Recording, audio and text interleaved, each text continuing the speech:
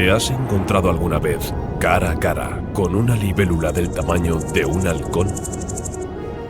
Si hubieras caminado por la superficie de la Tierra en el periodo Carbonífero, podría haberte ocurrido.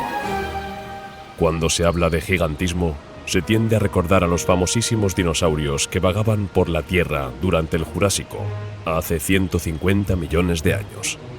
Sin embargo, libélulas, milpies, arañas e incluso escorpiones alcanzaron en su día tamaños excepcionales. Esta sorprendente evolución se debe a las limitaciones impuestas por el entorno vital. Pero, ¿cómo alcanzaron dimensiones tan grandes insectos tan pequeños? ¿Y por qué se extinguieron? Querido viajero, muy buenas. Hoy nos embarcamos en un maravilloso viaje al mundo de los insectos, esas curiosas y sorprendentes criaturas, y a sus gigantescos antepasados del Carbonífero. Antes de partir hacia una nueva aventura, piensa en darle me gusta al vídeo y suscribirte al canal para no perderte nada. Gracias y buen viaje.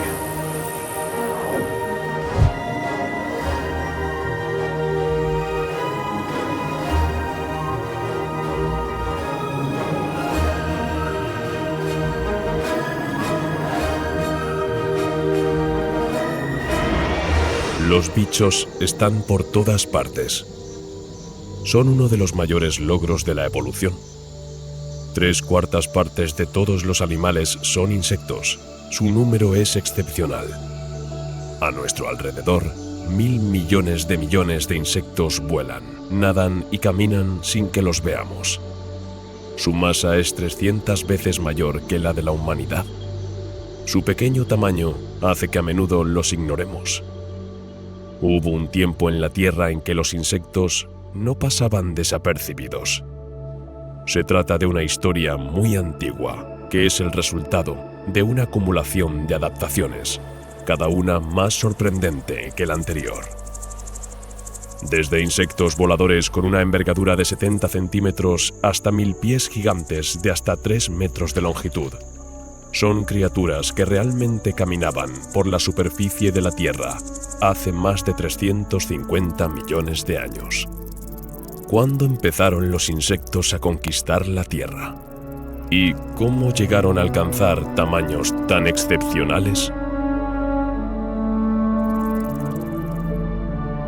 Todos los insectos son artrópodos, con una cutícula o caparazón rígido llamado exoesqueleto y un cuerpo dividido en segmentos.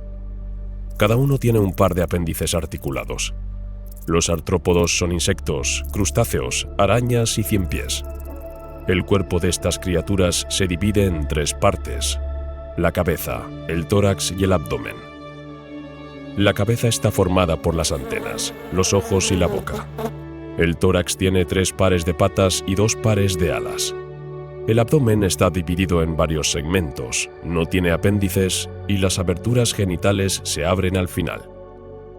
Los crustáceos fueron los primeros animales en salir del agua.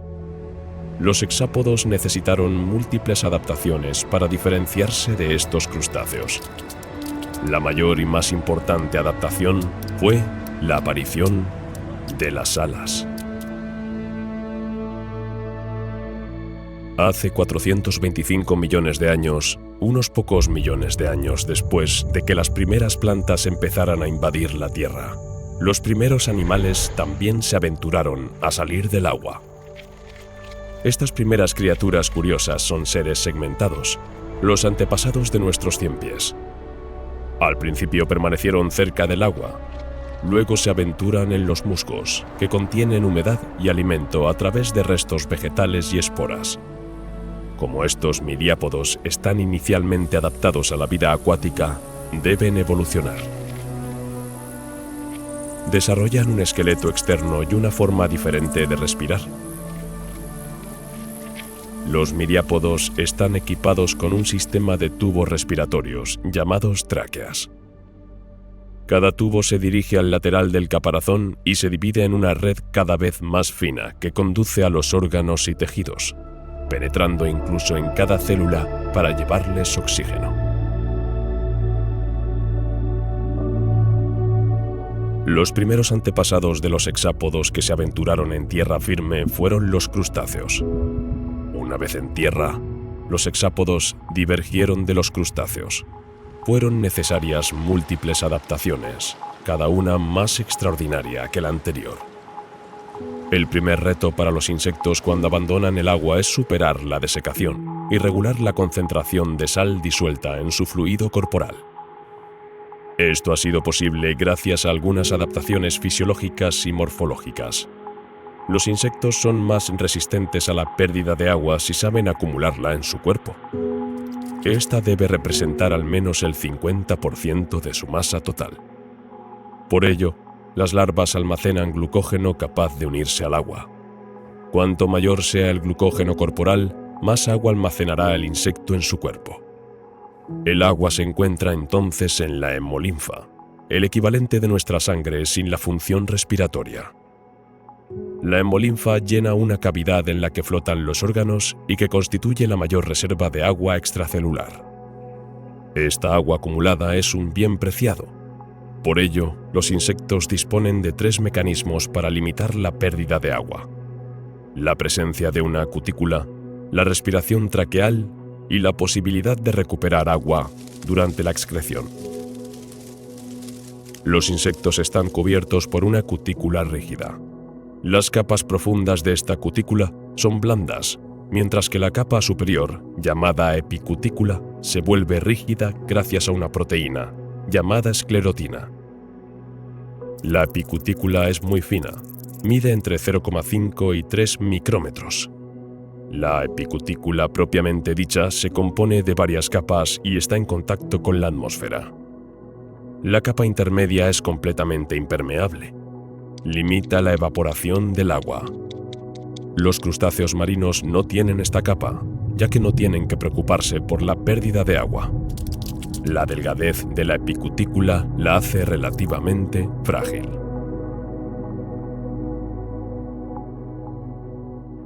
El segundo mecanismo de adaptación de los insectos es su sistema respiratorio. Tuvieron que adaptarse a la respiración aérea.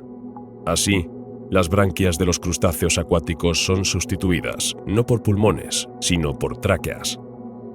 Se trata de invaginaciones del tegumento que se abren hacia el exterior a través de espiráculos. Estas pequeñas aberturas son visibles en los laterales del tórax y el abdomen. Los espiráculos se forman para impedir que el polvo y el agua penetren en los tubos. Un filamento de quitina en forma de espiral rodea las tráqueas y evita que se colapsen. Están conectadas entre sí para permitir que el aire circule por todo el cuerpo. Las tráqueas se ramifican en traqueolas cada vez más finas. Una vez que llegan al corazón de los órganos, las traqueolas solo tienen de 2 a 5 micrómetros de diámetro. Entonces pierden su quitina, se conectan íntimamente a los órganos y el oxígeno del aire se difunde a las células. El tercer y último mecanismo consiste en evitar la desecación reteniendo el agua corporal, a pesar de la necesidad de evacuar ciertos desechos tóxicos. Esta es la función de las trompas de Malpighi. Esta adaptación permite ahorrar agua. Estos tubos se abren en el tubo digestivo. Está bañado por la hemolinfa. La urea, el ácido úrico, el oxalato cálcico y otros productos de desecho nitrogenados se concentran en los órganos móviles y son evacuados hacia el recto y el ano. Al pasar por el recto, se reabsorben y vuelven a la hemolinfa. Los insectos producen excrementos secos y ahorran así agua. El modo de reproducción en tierra también requiere algunos cambios.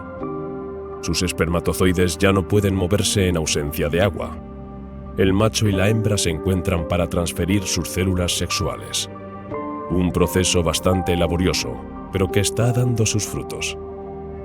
Estas criaturas ondulantes y juguetonas son presas fáciles para otras especies. Los animales dependen cada vez más de la humedad y prosiguen su adaptación terrestre. Al mismo tiempo, las plantas también están cambiando.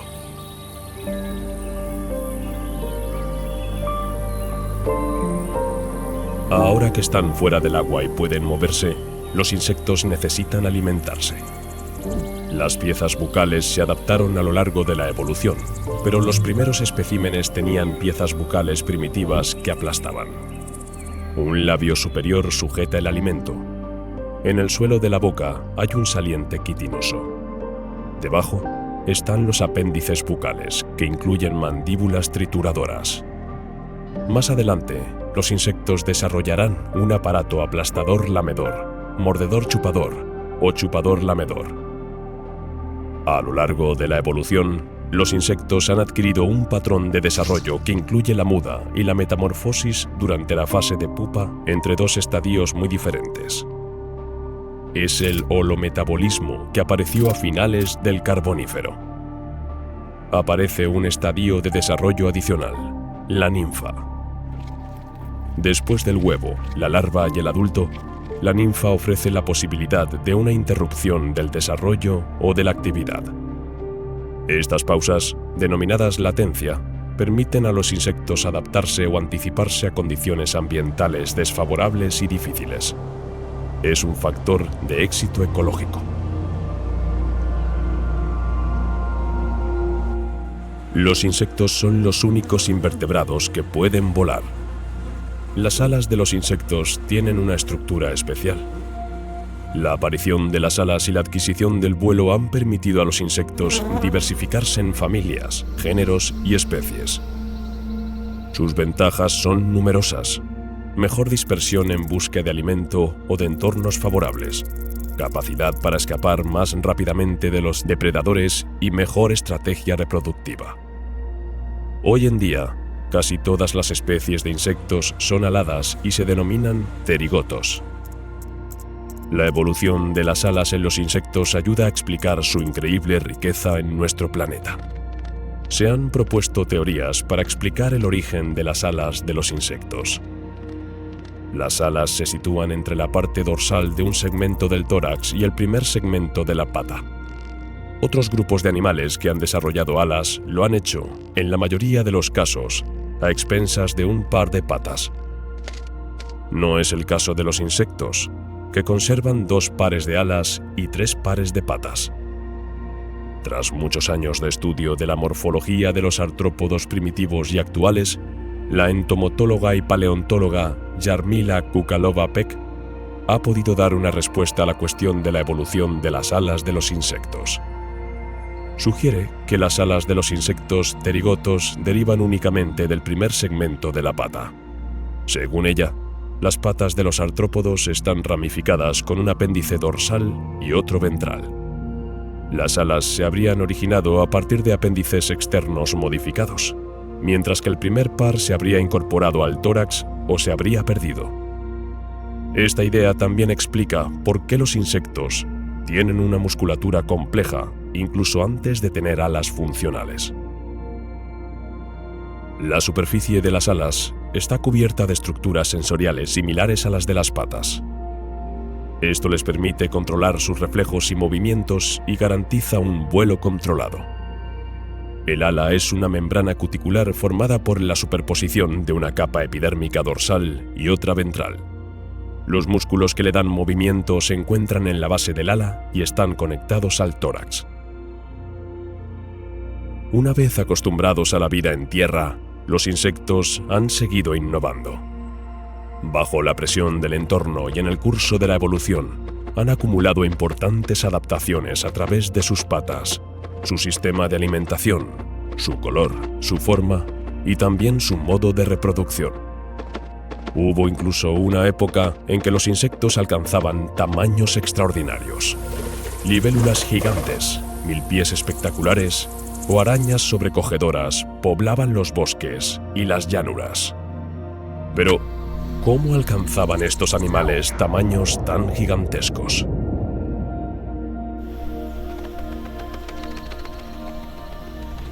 Hace unos 360 millones de años, la Tierra acababa de salir de la extinción masiva del Devónico.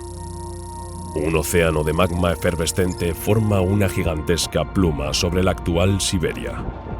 Perfora la corteza terrestre. Es la explosión. Gases sobrecalentados brotan de las entrañas de la Tierra. El agua de los océanos comienza a hervir y se producen terremotos submarinos. Las erupciones volcánicas alcanzan tales proporciones que producen miles de toneladas de roca fundida. La vida marina queda devastada.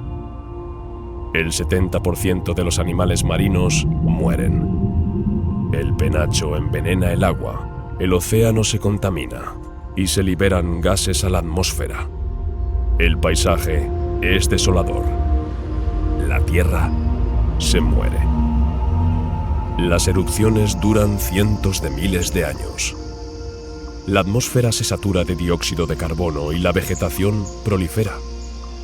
Las hojas de los árboles caen, se acumulan y luego se pudren en el suelo. Forman una primera capa de humus. A continuación, las lluvias las arrastran hasta el agua y alimentan a las algas, que crecen sin control. El suelo se asfixia. Las cenizas forman enormes nubes. El cielo se oscurece. Se declaran incendios por toda la Tierra. El sol ya no penetra en la atmósfera. Hace frío y la Tierra entra en un invierno volcánico. Aunque las condiciones actuales son desagradables y hostiles para la vida, los árboles darán un segundo aire al planeta. Al producir un poco más de oxígeno cada año, las temperaturas acabarán estabilizándose y permitirán que la vida vuelva a diversificarse. La temperatura se mantendrá cálida y estable durante el Carbonífero temprano. Gondwanaland, situado en las altas latitudes del hemisferio sur, se cubrió más tarde de hielo. El clima se enfrió entonces, pero permaneció relativamente estable en la parte laurusiana. Más tarde, los continentes Laurusia y Gondwana, resultantes de la desintegración de Rodinia, volvieron a unirse para formar un único continente llamado Pangea. Esta colisión formó los montes Apalaches en el este de Norteamérica y los montes Sercínicos en el Reino Unido. El enorme océano Panzalasa rodea este bloque continental. El nivel de los océanos sube debido al movimiento de las placas tectónicas. Grandes zonas de los continentes están cubiertas por mares poco profundos con depósitos de coral y caliza. En los mares, la mayoría de las especies submarinas del Devónico han desaparecido. Aparecen nuevas especies de peces. En tierra, crecen los bosques. Aún quedan helechos, pero junto a ellos aparecen poco a poco árboles de corteza y semillas. Los grandes pantanos albergan artrópodos, tetrápodos y anfibios. La Tierra entra en un periodo conocido como Carbonífero. Debe su nombre a la primera gran acumulación de carbón. El carbón fue la principal fuente de energía de la primera revolución industrial. Durante los incendios o las inundaciones, las cortezas de los árboles quedan enterradas. La sedimentación los transforma en carbón. Es la carbonización. Enterrados, privados de aire y sometidos a una fuerte presión, los elementos orgánicos se transforman en compuestos de carbono bajo la acción de bacterias anaerobias. Se forman gruesas capas de turba, una forma menos avanzada de carbón. Favorecidas por una tectónica de placas activa, las cuencas se hunden a marchas forzadas. En ocasiones quedan completamente sumergidas, a lo que sigue la sedimentación y la revegetación. Este fenómeno puede producirse decenas de veces y entierra el material cada vez más profundamente. Se transforma en carbón cada vez más rico en carbono.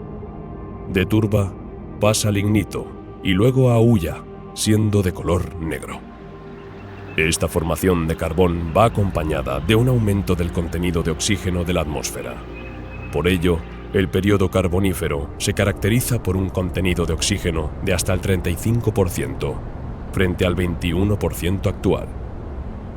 Los humanos modernos no podrían tolerar esta cantidad de oxígeno en el aire, pero algunas criaturas se adaptan perfectamente a estas nuevas condiciones de vida. La flora en esta época es extremadamente rica, vigorosa y más o menos uniforme. Existe una gran diversidad de grandes árboles como las criptógamas con lepidodendros y helechos, y de gimnospermas como las cícadas y las coníferas. El lepidodendro es un género de helecho arborescente. Esta planta de gran tamaño dominó la Tierra durante el periodo carbonífero y llegó a alcanzar los 35 metros de altura. Abunda en todos los continentes, con preferencia por Europa y Norteamérica, que entonces estaban situadas cerca del Ecuador. Los licopodios gigantes prosperan en zonas pantanosas. Este árbol primitivo tiene almohadillas estrechas y diminutas de 5 milímetros por medio milímetro que cubren la superficie de la corteza en gran número. Tienen forma de rombo. En la parte más ancha de ellas, en el cuarto superior, hay una cresta en forma de V invertida en la que se insertan las hojas. Este árbol domina los pantanos y las llanuras aluviales. El lepidodendro es muy ramificado. Es un componente importante del ecosistema de la época. Junto a él, abundan los helechos, sobre todo los arborescentes. La fronda es el órgano vegetal que hace las veces de hoja en los helechos, las palmeras o las grandes algas. Las frondas de los helechos arborescentes son muy grandes y afiladas. Al principio aparecen en forma de espiral y se alargan gradualmente. Su tronco está sostenido por una masa fibrosa de raíces.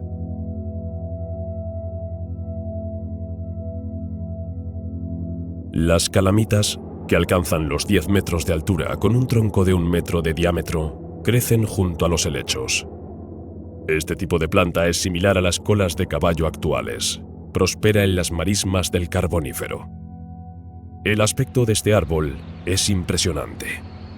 Sus tallos brillantes y estriados forman un tronco articulado y estriado que le da el aspecto de un tronco de bambú. Las hojas de las calamitas pueden alcanzar tamaños bastante grandes. Las cícadas se parecen a las palmeras. Tienen un tronco más o menos rechoncho que termina en una corona de hojas grandes y rígidas. El tamaño del tronco varía de unos centímetros a varios metros y crece muy lentamente. Las hojas, en cambio, crecen con relativa rapidez. Las cícadas son muy diversas y tienen formas muy variadas. El tronco puede ser esbelto, achaparrado, el tallo subterráneo, la planta trepadora y las hojas más o menos segmentadas.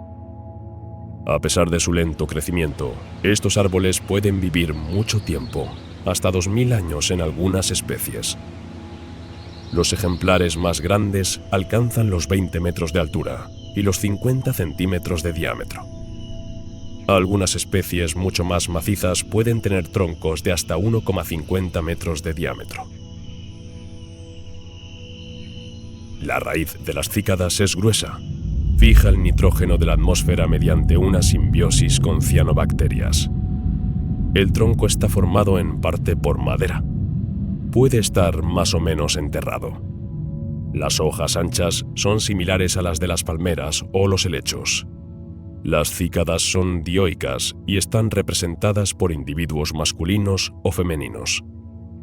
Los órganos reproductores se encuentran en el corazón de la corona floral, en forma de cono de hojas.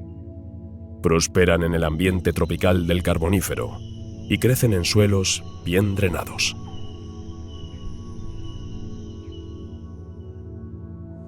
Las coníferas son plantas leñosas caracterizadas por un tronco único y recto y ramas laterales. Las coníferas varían en tamaño. Pueden alcanzar más de 100 metros de altura o menos de 1 metro. Sus hojas son en su mayoría largas y finas, de ahí el nombre de agujas. Aunque inicialmente crecen en humedales y manglares costeros, posteriormente colonizan otros ambientes hasta formar los primeros bosques secos. Las coníferas pertenecen a las gimnospermas. Son plantas que producen semillas desnudas no encerradas en un fruto. Son plantas vasculares con semillas en forma de cono, por eso se llaman coníferas. Las coníferas se adaptan a todas las condiciones climáticas, siendo resistentes a la sequía y a las heladas. Producen conos masculinos y femeninos en la misma planta. Son especies monoicas.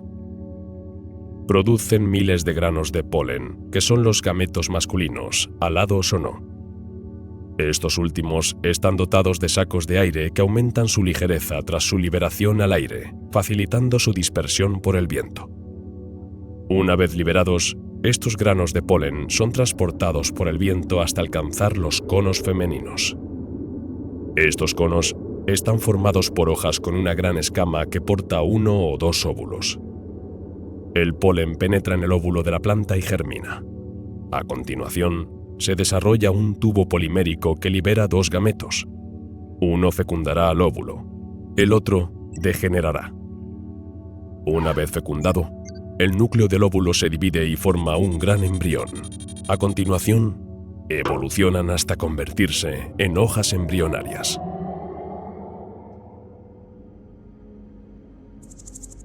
Bajo un cielo de color sepia, todos estos árboles gigantes almacenan dióxido de carbono y liberan oxígeno en enormes cantidades. Los bosques consumen tanto oxígeno como producen, así que no añaden nada a la atmósfera. Es el océano el que actuará como regulador del oxígeno, un subproducto de la fotosíntesis. Cuanto más dióxido de carbono consume la fotosíntesis, más oxígeno produce. Es durante los periodos de gran actividad fotosintética cuando aumenta la tasa de concentración de oxígeno. Al mismo tiempo, si se secuestra carbono, hay menos oxígeno libre para la respiración y aumenta el oxígeno en la atmósfera. El oxígeno solo está en la atmósfera si la materia orgánica no lo ha respirado y metabolizado. Los bosques se desarrollan como llanuras costeras y zonas pantanosas. Es gracias a este alto nivel de oxígeno en el aire que algunos individuos alcanzan tamaños considerables. Hay que recordar que los insectos no respiran por los pulmones, sino por un sistema de tubos llamados tráqueas y traqueolas que llevan el aire a los órganos vitales. Esta forma de respiración no es muy adecuada. El aire, en forma gaseosa, es conducido a los tejidos. Y cuanto más grandes son los insectos, más oxígeno necesitan. Estos insectos gigantes reinaban en el periodo carbonífero y estaban en la cima de la escala depredadora debido a su gran tamaño. Encuentran alimento en abundancia, los niveles de oxígeno son máximos y no hay depredadores que obstaculicen su desarrollo. Arthropleura es un primo de nuestros actuales milpies. Este gigante puede alcanzar los 3 metros de longitud y pesar hasta 50 kilos. Es uno de los mayores invertebrados terrestres jamás descubiertos.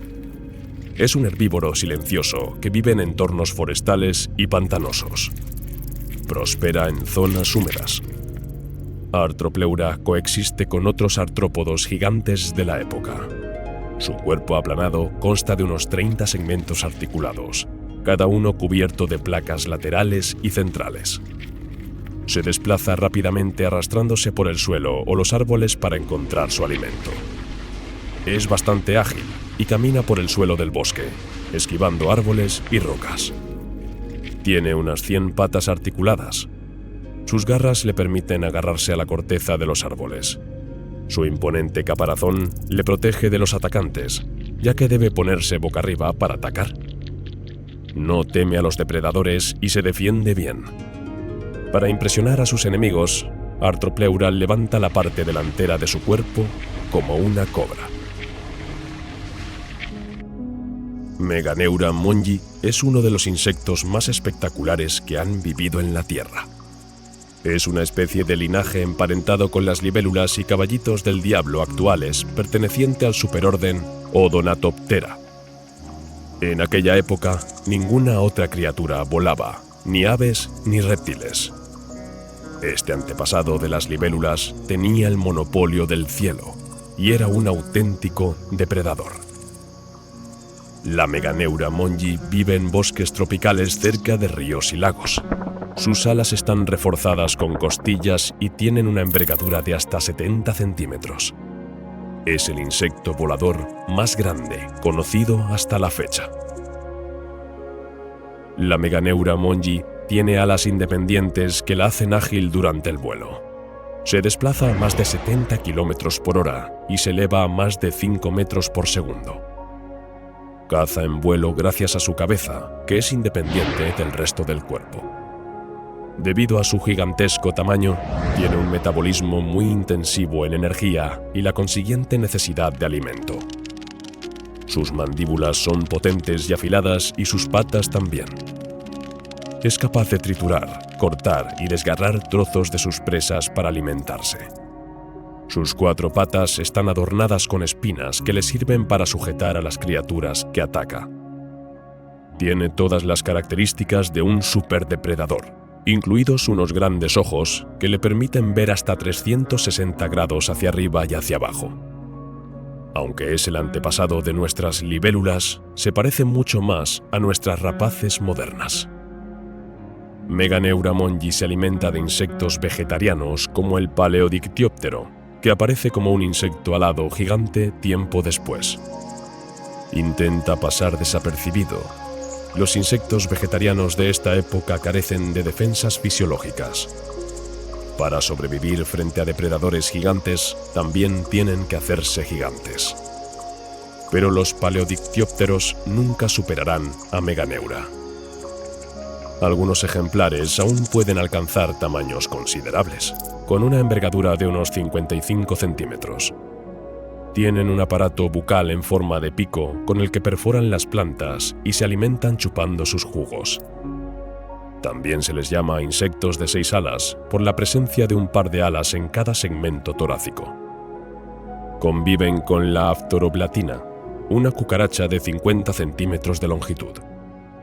Este insecto gigante, que vive en ambientes húmedos, tiene antenas largas y delgadas y vigila a sus depredadores con sus grandes ojos. Su cuerpo ovalado y aplanado es de color más oscuro, lo que le permite pasar desapercibida en comparación con otros insectos gigantes. Pulmonoscorpius es una especie de escorpión gigante que vivía junto a Meganeura monyi y Arthropleura. Su nombre significa escorpión pulmonar. Este artrópodo carnívoro podía alcanzar los 70 centímetros de longitud. Su cola está mucho más desarrollada que sus garras. Su aguijón es potente y le permite matar a otros artrópodos, así como a pequeños tetrápodos como aves, mamíferos o reptiles para comérselos. Esta es su principal arma. El veneno también le permite empezar a digerir a su presa. El pequeño tamaño de sus garras no le permite cazar presas más grandes que él. Las utiliza principalmente para manipular presas que ya están muertas. Sus ojos están relativamente bien desarrollados y los utiliza para orientarse.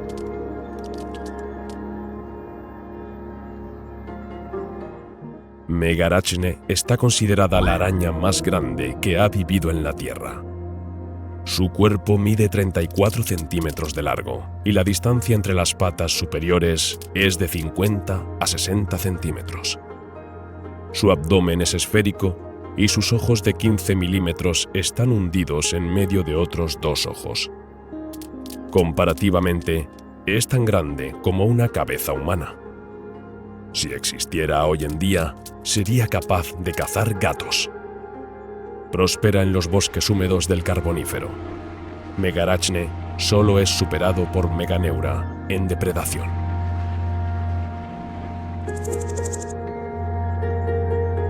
Los insectos gigantes son muy llamativos, pero otros insectos más pequeños y discretos también estaban presentes en el Carbonífero. Entre ellos se encuentran los primeros representantes de los hemípteros, como las chinches y las cigarras, los escarabajos, como los coleópteros, y los himenópteros, como las avispas y las hormigas. Estos grupos constituyen una proporción muy grande de las especies modernas conocidas en la Tierra. Los holometábolos se encuentran en gran número. Se trata de insectos que sufren metamorfosis y tienen fases inmaduras, como la oruga, muy diferentes de su fase adulta. Aunque se habla de gigantismo en el periodo Carbonífero, Estos insectos son los más pequeños que se han encontrado en esa época. La vida en las aguas es rica en crinoideos y otras especies de equinodermos. Los crinoideos son animales fascinantes. Son como plantas enraizadas en el fondo marino. Sin embargo, si se observan más de cerca, no cabe duda de que no son plantas, sino animales de la familia de los equinodermos, como los erizos de mar o las estrellas de mar. El parecido con las plantas es tal que se utilizan términos anatómicos para describirlos, como raíces o tallos. Los crinoideos constan de un largo tallo, llamado pedúnculo, y un cuerpo, llamado cáliz, prolongado por brazos.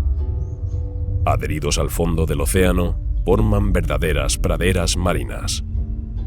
Los crinoideos tienen un esqueleto formado por pequeños elementos segmentados en los que se reconoce la clásica simetría de quinto orden de los equinodermos. Esta misma simetría es evidente en las estrellas de mar. Los elementos del tallo de los crinoideos también forman una estrella de 5 puntas.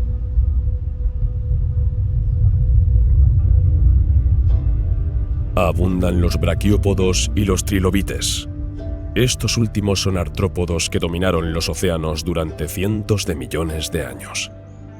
Su diversidad es impresionante, con más de 18.000 especies conocidas.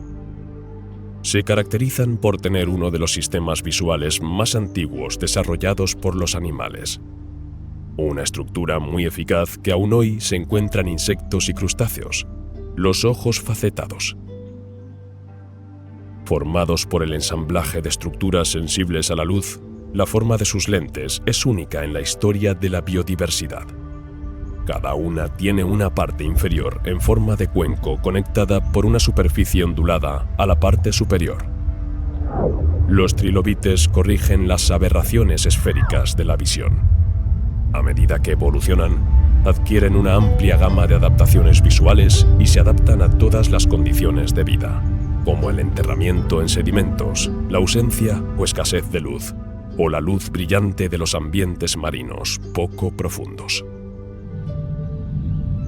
Recién llegado a tierra firme, Ictiostega deambula entre plantas y junto a artrópodos.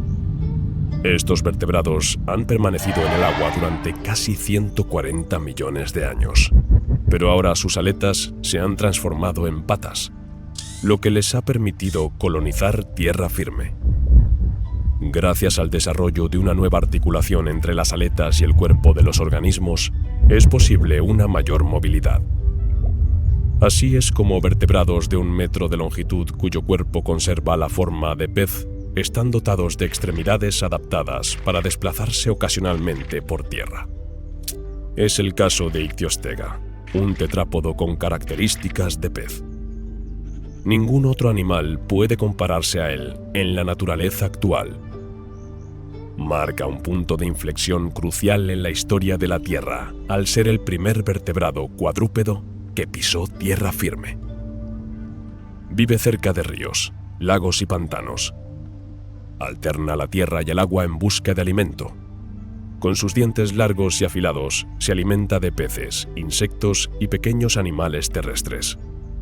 Alcanza una longitud máxima de unos 2 metros y un peso de hasta 90 kilogramos en los ejemplares más grandes. Su cráneo es similar al de un pez. Sus 2 pequeños ojos situados en la parte dorsal le permiten tener una buena visión. Su cuerpo está cubierto de pequeñas escamas y su columna vertebral es robusta. Sus patas aún no son muy eficaces para desplazarse por el suelo. Las utiliza para nadar, como demuestran sus 7 dedos unidos por una membrana. Su cola conserva la forma de una aleta y sigue siendo muy útil para desplazarse en el agua. Este tetrápodo mantiene un estilo de vida más acuático que terrestre.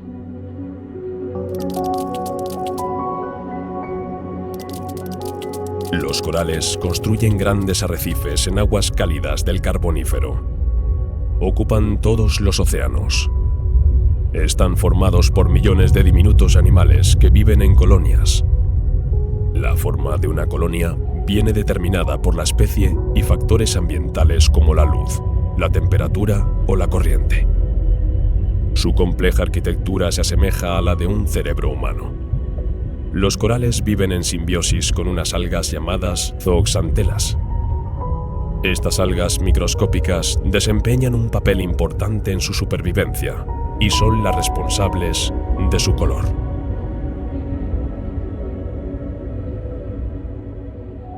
Los tiburones adoptan formas curiosas. El heliocoprión es un buen ejemplo. Este tiburón tiene una característica extraordinaria. Su mandíbula muestra una rueda dentada. Sus dientes tienen forma de tira en espiral, similar a una hoja de sierra enrollada. Puede alcanzar los 50 centímetros de longitud y llevar hasta 150 dientes. Los dientes más antiguos se encuentran en la parte más externa de la espiral, mientras que los más recientes, que acaban de crecer, se sitúan en la parte más interna.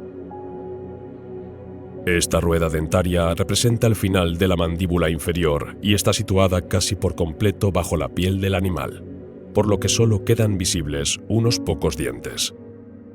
Los demás sirven de reserva cuando se caen los de fuera. Se alimenta de organismos de cuerpo blando, como los cefalópodos. Los ejemplares más grandes pueden alcanzar hasta 7 metros de longitud. El pez helicóptero nada entre los bancos de peces abriendo la boca y atrapándolos con sus numerosos dientes. En tierra, los animales que no son insectos gigantes crecen mucho, como un anfibio llamado Eriops. Se trata de uno de los primeros anfibios. El Eriops tiene adaptaciones que le permiten pasar de un medio acuático a uno terrestre.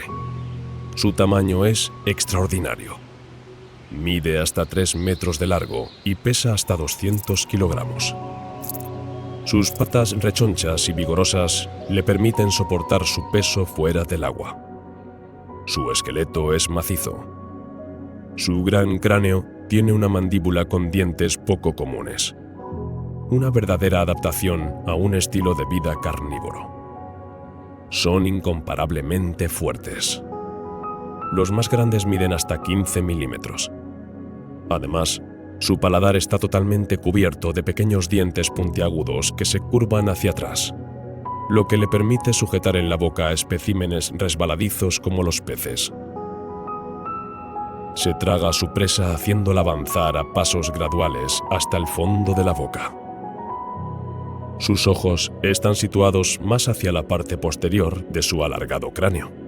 Está estrechamente emparentado con los cocodrilos modernos.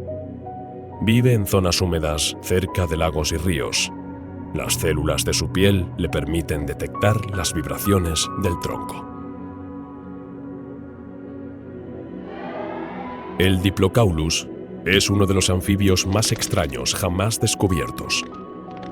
Tiene una sorprendente cabeza en forma de boomerang. Esta morfología es el resultado de un alargamiento de ciertos huesos de su cráneo. Los ojos están situados muy cerca de la punta del boomerang. El cuerpo del animal es plano, bastante corto, ancho y robusto. Tiene patas muy pequeñas con dedos palmeados que utiliza para nadar. Las expansiones laterales de la cabeza solo aparecen durante el crecimiento. Cuando el cráneo supera los 20 milímetros, se desarrollan y crecen. El Diplocaulus puede medir hasta 1 metro de longitud. Su cabeza avanzada le ayuda a nadar contra la corriente, pero también le sirve de timón.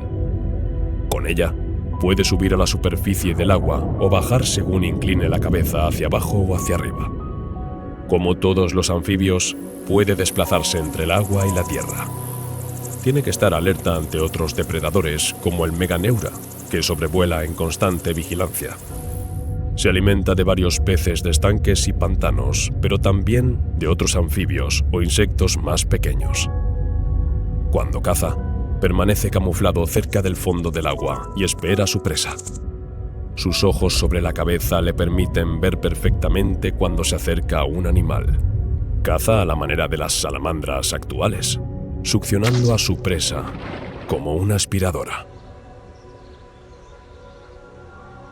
Mientras todos los animales intentaban pasar desapercibidos frente a los insectos gigantes, en el mundo de los vertebrados se produjo una gran innovación: la aparición del huevo amniótico.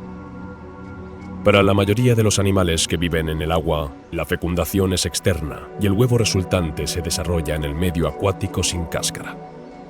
Durante el Carbonífero, los vertebrados pudieron liberarse completamente del agua gracias a la aparición del huevo amniótico. Los animales cuyos embriones estaban rodeados por un amnios constituyen el caldo de los amniotas y están representados por aves, mamíferos, cocodrilos, lagartos, serpientes y tortugas. A partir de ahora, estas especies podrán reproducirse en tierra. El embrión se desarrolla en su propio medio líquido protegido por una membrana impermeable o caparazón. Una parte del embrión evoluciona en 3 bolsas, cada una con una función específica. Se aloja en el amnios, obtiene su alimento de las reservas de la vejiga vitelina y sus productos de desecho se almacenan en la alantoides. Los amniotas se convierten en un clado dividido en 2 grupos: los sinápsidos y los saurópsidos. Estos últimos dieron lugar a los reptiles y dinosaurios, incluidas las aves. El grupo de los sinápsidos dará lugar poco a poco a los mamíferos. Los primeros sinápsidos tienen aspecto de reptiles. Son los premamíferos. Los linajes más antiguos de sinápsidos son los pelicosaurios. Los amniotas más antiguos conocidos hasta la fecha son Hylonomus yeli y Archaeotires. Hylonomus es un género de saurópodo primitivo. Mide unos 20 centímetros de largo y se alimenta de insectos. Es un animal pequeño que se parece un poco a nuestros lagartos actuales. El Archaeotires, por su parte, es un sinápsido. Alcanza un tamaño algo más respetable de 50 centímetros de longitud. También se alimenta de pequeños insectos. Estos 2 ejemplares no son impresionantes si se comparan con los insectos gigantes. Sin embargo, al final del período Carbonífero, dejaron su huella y se diversificaron considerablemente. Los pelicosaurios son los primeros sinápsidos basales con aspecto de reptil. El dimetrodonte es un individuo que destaca en los bosques del Carbonífero. Este vertebrado posee una vela dorsal nada discreta. Los individuos más grandes pueden alcanzar los 300 kilogramos. Las espinas neurales de sus vértebras dorsales y cervicales son alargadas y están cubiertas de piel. Este velo sirve de regulador térmico. Al aumentar el tamaño de la vela, el dimetrodonte aumenta la superficie de contacto entre su cuerpo y el medio exterior. Tiene una mandíbula muy poderosa, unida a un sistema muscular que le permite moverse hacia adelante y hacia atrás. Tiene dientes afilados para atrapar a sus presas y dientes afilados para perforar y retener la comida en la boca.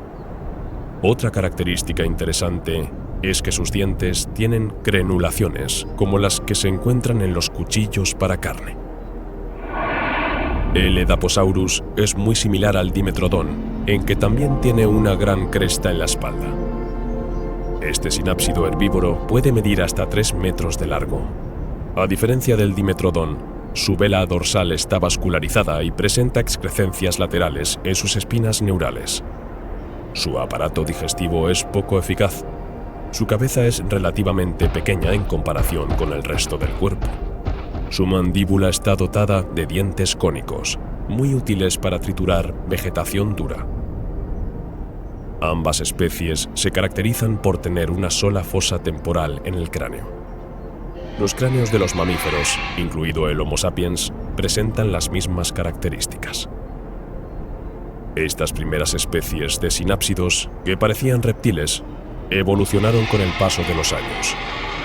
De simples pequeños amniotas, mutación tras mutación, se convirtieron en criaturas de mayor tamaño. Su morfología se metamorfoseó. Sus dientes se especializaron según su alimentación herbívora o carnívora. Los insectos gigantes han dejado de ser los únicos depredadores que dominan el mundo para convertirse también en presas. Pero, ¿es esta la única causa de su desaparición?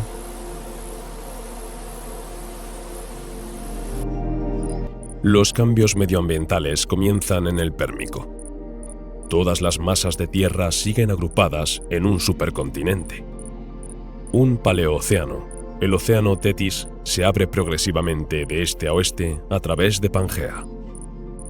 En las regiones polares hay una capa de hielo, mientras que el resto de Pangea sigue sometido a condiciones más bien tropicales, con altas temperaturas y escasas precipitaciones. La fauna sufrió algunos cambios con la aparición del bipedismo y de ciertos animales vertebrados voladores.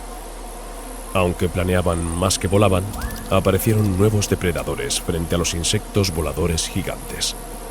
Anfibios y reptiles alcanzan tamaños que empiezan a hacer palidecer a los insectos gigantes. Poco a poco, el nivel de oxígeno en la atmósfera disminuye, lo que no dejará de tener consecuencias para los insectos gigantes.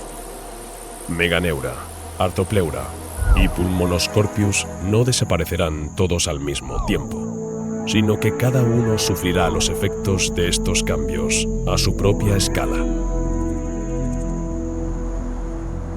La disminución de los niveles de oxígeno modifica el tamaño de los insectos. En el Pérmico, los niveles de oxígeno descendieron del 35 al 23%, muy cerca de nuestro nivel actual. Pangea se extiende de polo a polo y está sometida a condiciones climáticas extremas. En el centro se formaron desiertos, pero en el ecuador permanecieron los densos y frondosos bosques del Carbonífero. Los monzones marcan este periodo de cambio climático. Es entonces cuando aparece un hongo blanco. Este empezó a descomponer la celulosa de la madera con una enzima. A partir de entonces, los restos vegetales y los árboles muertos se descomponen y dejan de formar carbón vegetal. El carbono se libera entonces a la atmósfera, provocando un descenso del nivel de oxígeno. La Arthropleura tiene grandes dificultades para adaptarse a este cambio en la atmósfera. El entorno forestal se seca. La vegetación disponible disminuye. El Arthropleura es un herbívoro. Se alimenta de las plantas dulces ecuatoriales y tropicales que brotan en esa época. A medida que la selva se seca, disminuye la vegetación, que es su única fuente de alimento. El Arthropleura fue uno de los primeros insectos gigantes en desaparecer.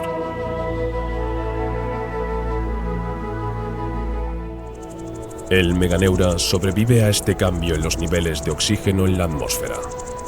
En comparación con Arthropleura, tiene una gran ventaja: sus alas. Hace 270 millones de años, el clima de la Tierra sigue siendo cálido y húmedo. El nivel de oxígeno es ligeramente superior al actual. El Meganeura sigue volando, representado en gran parte por el Meganeuropsis. Mide hasta 50 centímetros de largo. Cuando sus músculos se contraen para mover las alas arriba y abajo, ejercen presión sobre los alvéolos, lo que ayuda a hacer circular el aire por todo el cuerpo. Por tanto, el vuelo ofrece una ventaja a los insectos alados gigantes. Sus tejidos activos están mejor oxigenados que los de los insectos y artrópodos no voladores. Gran parte de los insectos gigantes no voladores han desaparecido, pero Meganeuropsis sigue ahí, en la cima de la cadena alimentaria. Pronto se enfrentará a nuevos peligros. Hace 252 millones de años, la Tierra sufrió la extinción masiva del Pérmico, con consecuencias catastróficas para todo el ecosistema. Todo comenzó bajo la corteza de la actual Siberia. Enormes cantidades de magma a presión rasgaron el suelo a lo largo de varios cientos de kilómetros. La lava se derrama. Los volcanes escupen roca fundida, polvo y lava. Esta efusión cubrirá rápidamente 2 millones de kilómetros cuadrados. Los volcanes liberan dióxido de azufre que, al mezclarse con las nubes, provoca lluvia ácida. La flora terrestre desaparece. La ceniza producida por las erupciones invade el cielo hasta ocultar en gran medida el sol.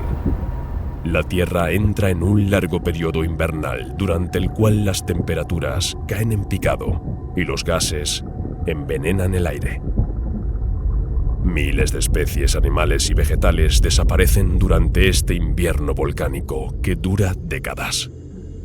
El dióxido de carbono, que también se liberó durante las erupciones, se acumula en la atmósfera hasta calentar la Tierra. El clima vuelve a ser más suave. Estos cambios bruscos de temperatura son un desastre ecológico. Todo el planeta se calienta y los océanos también. Los océanos se quedan sin oxígeno. El calor hace que los hidratos de metano, que se mantienen en estado sólido en el fondo de los océanos debido a las bajas temperaturas, se liberen a la atmósfera. Este potente gas de efecto invernadero. Hasta entonces, estos insectos gigantes alados eran los únicos que habían conquistado el cielo. Hace 250 millones de años, los competidores surcaron los cielos. Aparecieron los reptiles voladores. El primero fue un reptil planeador llamado Coelurosaurus. Parece que aprendió a planear para capturar insectos en vuelo. Al mismo tiempo, aumentaba el calentamiento global. En esta época, los reptiles intentaban vivir en los árboles y en el cielo. El Coelurosaurus tenía dientes afilados que le permitían romper los duros caparazones de los insectos de la época. Sus alas son retráctiles. De las axilas salen varillas óseas que permiten al animal planear. Su cabeza es más bien delgada, en forma de triángulo, y no supera los 40 centímetros de longitud. Su pequeño tamaño no le permite atacar a Meganeura, pero compite con ella en su caza, ya que caza las mismas presas que ella. Coelurosaurus es solo un primer esbozo de las criaturas voladoras, pero los reptiles no han terminado de sorprendernos.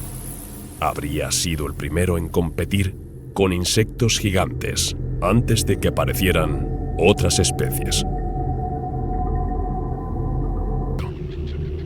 La mayoría de los pterosaurios no comen insectos. Los únicos que tienen dientes para esta dieta son los pertenecientes a la familia Anurognathus. Este es uno de los pterosaurios más pequeños. Caza pequeños insectos y compite con los grandes insectos que también cazan estas presas. Los pterosaurios se extendieron por la Tierra hace 230 millones de años. El Batrachognathus, primo del Anurognathus, es un reptil volador que vive de noche y se alimenta de insectos. Su gigantesca mandíbula está adornada con una docena de dientes. Ningún insecto volador puede competir con el Anurognathus. Aunque vuela bastante despacio, con velocidades de hasta 40 km/h combinadas con el viento, tiene que batir las alas para mantenerse en el aire. Así es como los reptiles evolucionaron del planeo al aleteo. La acción de aletear les hace más ágiles y precisos, lo que resulta útil para cazar insectos en vuelo. Las presas de los insectos gigantes están menos disponibles.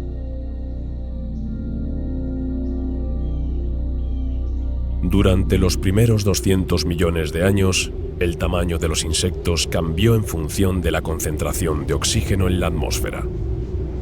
Cuanto más oxígeno hay, mayor es el tamaño de los insectos.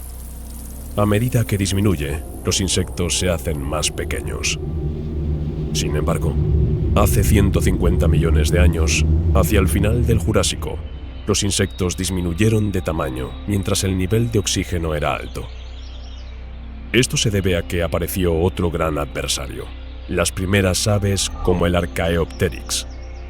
Está lejos de parecerse a nuestras aves actuales. Su cola, larga, flexible y plumosa, está sostenida por una prolongación de su columna vertebral. Tiene garras en los pies, pero también en los 3 dedos de las patas delanteras, que están cubiertos de plumas. Parece más un reptil que un pájaro. Tiene mandíbulas con dientes. Las plumas, que son una evolución de las escamas de los reptiles, cubren todo su cuerpo y le proporcionan un buen aislamiento térmico. Así, el Archaeopteryx es capaz de moverse con rapidez incluso cuando hace mucho frío. Aún no está totalmente adaptado al vuelo con aleteo, por lo que utiliza sus plumas como red. Abriendo bien las alas, atrapa a los insectos como en una trampa. El Archaeopteryx tendrá que aligerarse si quiere mejorar su vuelo. Sus huesos son densos, como los de los reptiles. Su pesada cola es un lastre para el vuelo. Está surgiendo una nueva generación de criaturas que experimentan con el vuelo. Pequeños dinosaurios, como Anchiornis, vuelan por los bosques de coníferas. Sus extremidades están provistas de garras, lo que le permite trepar a los árboles para ganar altura. Sus patas delanteras y traseras están decoradas con plumas y las utiliza como alas. La pluma es una creación excepcional. Pocos materiales pueden igualarla, tanto como aislante como superficie de apoyo. Está hecha de queratina, pero su excepcional calidad proviene de su construcción. El eje central está recubierto por ambos lados de numerosos filamentos finos. Además, cada uno de ellos está bordeado por filamentos aún más finos. Estas estructuras flexibles atrapan el aire y proporcionan un aislamiento sin igual. Un ave del tamaño de un cisne tiene unas 25.000 plumas. Todas las características que distinguen a las aves de otros animales están relacionadas con las ventajas de sus plumas. Las aves son también excelentes depredadores de Meganeura. Ninguna criatura del mundo puede volar tan lejos y tan rápido como ellas. Sus alas las sostienen y propulsan. Obedecen a las mismas leyes de la aerodinámica que el hombre ha aplicado en la construcción de aviones. Junto a las aves y los pterosaurios, ha aparecido una nueva estirpe de vertebrados que practican el vuelo con aleteo: los murciélagos. El murciélago más primitivo conocido hasta la fecha se llama Onychonycteris fineggi. Este espécimen tiene largas extremidades con largos dedos y un esternón bastante grande para anclar los músculos utilizados para el vuelo. Sus hombros muestran una potente musculatura. Está físicamente equipado para el vuelo. Tiene garras en los 5 dedos de cada extremidad anterior. Las extremidades posteriores son especialmente largas y le permiten caminar o trepar. Las alas relativamente cortas sugieren que los murciélagos empezaron a desplazarse planeando de árbol en árbol hasta que adquirieron la musculatura suficiente para pasar al vuelo sostenido. La diferencia notable con los murciélagos modernos es que Onychonycteris fineggi tiene una estructura ósea auricular que no permite la existencia de un órgano de ecolocalización. Su dentición le permite alimentarse de insectos que debe capturar en vuelo utilizando la vista y el olfato. Este pequeño animal volador compite con Meganeura en el aire. Los últimos insectos gigantes son ahora presas, desde la superficie de la tierra hasta el cielo. Tienen que esconderse. Cada vez que se hacen visibles, se ponen en peligro, ya que todas las aves primitivas son insectívoras. Estas aves mejorarán su vuelo aleteado y serán cada vez más ágiles. Los insectos gigantes son mucho menos ágiles que los pequeños. La depredación es fuerte. La aparición de las primeras aves y murciélagos influyó sin duda en el tamaño de los insectos. Los insectos gigantes evolucionarán y poco a poco darán paso a las pequeñas criaturas actuales. Hace 125 millones de años se produjeron erupciones volcánicas en el Cretácico. Algunas plantas quedaron atrapadas en la ceniza, como los antepasados de las plantas con flor. Archaefructus y Montsechia son las primeras flores conocidas que crecieron en la Tierra. Archaefructus es una pequeña planta herbácea que recuerda la anatomía de los nenúfares. La Montsechia tiene tallos largos y estrechos y numerosos frutos por toda la planta. Estos dos especímenes no tienen nada en común con las plantas con flores conocidas hoy en día. Estas plantas son acuáticas y crecen en los bordes de masas de agua, como los lagos. Los insectos evolucionaron y se alimentaron cada vez menos de otros insectos y se concentraron en las plantas con flores. Pero la aparición de las plantas tendrá otro impacto en la vida de los insectos. El comienzo de la vida de las libélulas es bajo el agua. Permanecen larvas durante unos años y se alimentan de otras larvas. Las plantas con flores aparecen en la orilla de los lagos. Sus pétalos marchitos caen al agua. El ecosistema acuático cambia. Los microorganismos acuáticos descomponen los pétalos y liberan CO2. Consumen el oxígeno y reducen su disponibilidad para las larvas de libélula. Las libélulas presentes en ese momento no pueden sobrevivir. Aparecen otras libélulas mejor adaptadas a este cambio. Aunque los insectos gigantes desaparezcan, la clase de los insectos sigue presente. Fue a finales del Mesozoico cuando los insectos desarrollaron una importante innovación que estableció definitivamente su éxito en el mundo de los seres vivos: la crisálida. Se trata de un estadio intermedio de desarrollo entre la larva, llamada oruga, y la mariposa adulta. Este estadio está presente en los lepidópteros. En la crisálida, el insecto no puede moverse ni alimentarse. Todo su cuerpo se está reorganizando, ya que pasa de ser una oruga a una mariposa alada que se reproduce.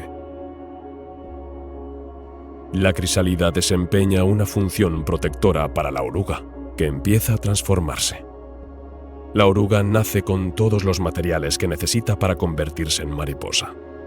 Encerrada en su capullo, pueden formarse los órganos, las alas, las antenas y las patas de la mariposa. Para llevar a cabo su metamorfosis, la oruga elige un lugar tranquilo y seguro, normalmente en lo alto y bien escondido. El insecto está protegido de los depredadores y del mal tiempo durante la última etapa de su transformación vital. Esto proporciona seguridad al insecto para alcanzar la edad adulta, reproducirse y garantizar la continuidad de su especie.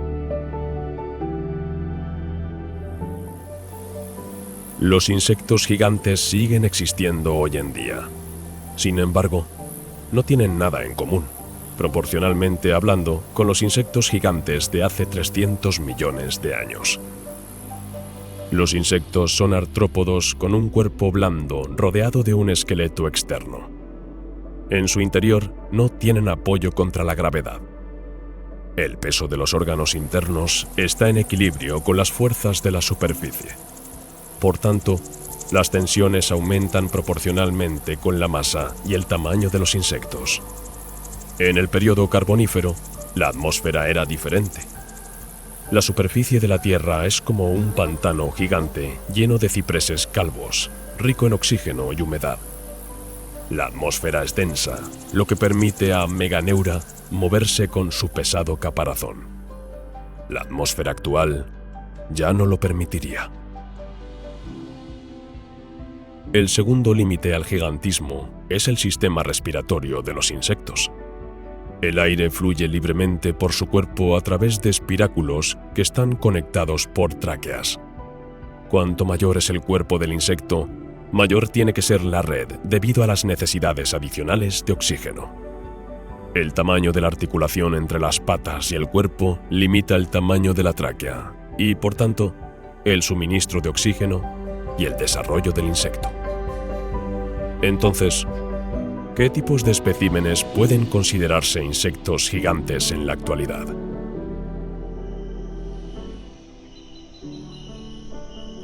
Hoy en día, los insectos gigantes viven principalmente en climas tropicales e intertropicales. El insecto más grande del mundo es una polilla de la India llamada Tachus atlas. Ocupa gran parte del sudeste asiático y, en particular, Tailandia. Esta mariposa puede alcanzar una envergadura de 30 centímetros. Hasta que alcanza la edad adulta, su oruga herbívora se alimenta de plantas. Una vez convertida en mariposa, es incapaz de alimentarse porque su boca está atrofiada. Por tanto, solo dispone de unos días para sobrevivir y reproducirse. Su esperanza de vida se reduce a aproximadamente una semana para las hembras y un poco menos para los machos. A veces se la llama mariposa cobra por la forma de las puntas de sus alas anteriores. El Titánus giganteus es un escarabajo con una longitud corporal de hasta 16,7 centímetros. Vive en las selvas tropicales de Colombia, Perú, Ecuador, Guyana y Brasil.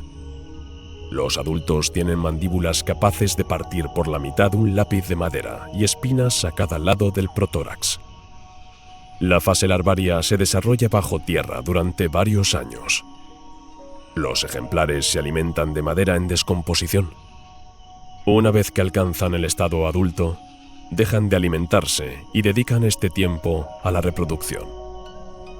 El Titánus giganteus es de color entre negro y rojo. Tiene patas largas y ojos grandes. Aunque su aspecto es aterrador, el titán es completamente inofensivo. La especie es discreta y difícil de observar. El Hercules dinast compite con el titán en términos de tamaño. También se considera uno de los escarabajos más grandes, si no el insecto más grande del mundo. Los machos son de color negro brillante con élitros que varían del amarillo al rojo o del verde marrón al azulado. Las hembras son de un color marrón más apagado. Cuando despliega las alas, el macho alcanza hasta 17,5 centímetros.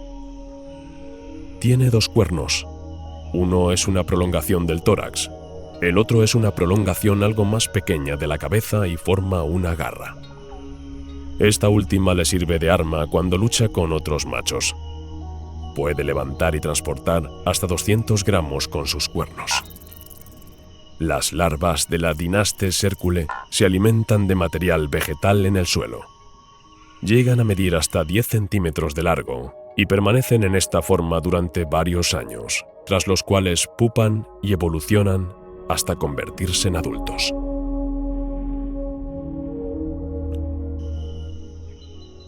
Una especie de insecto palo también se conoce como gigante. Acrophila welfingi tiene ejemplares hembra que alcanzan los 40 centímetros de patas. Esta criatura presenta un marcado dimorfismo sexual, ya que los machos solo alcanzan los 12 centímetros. Los insectos palo se mimetizan en el bosque con su aspecto de palo y su color verde-marrón a verde mate. Se alimentan de follaje como zarzas, frambuesas, eucaliptos, etc. Los huevos se incuban durante unos 5 meses en un ambiente ligeramente húmedo. Después, viven hasta 8 meses las hembras y 3 los machos. Aunque parecen gigantes, estos fásmidos son sin embargo ridículos comparados con el fásmido gigante llamado Phryganistria chinensis Zhao. Descubierta en China, revalida el récord del insecto más largo del mundo. El científico Zhao Li tardó 6 años en encontrar al animal.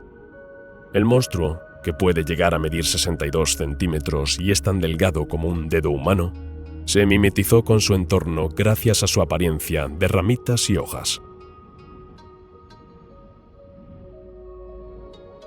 El que actualmente ostenta uno de los récords del mayor ejemplar de diplópodo es el Narceus americanus. Este gigantesco milpiés negro, con patas rojas, puede alcanzar los 12 centímetros de longitud. Está muy lejos de los gigantescos Arthropleura, pero sigue siendo un milpiés impresionante. Está ampliamente distribuido en Quebec.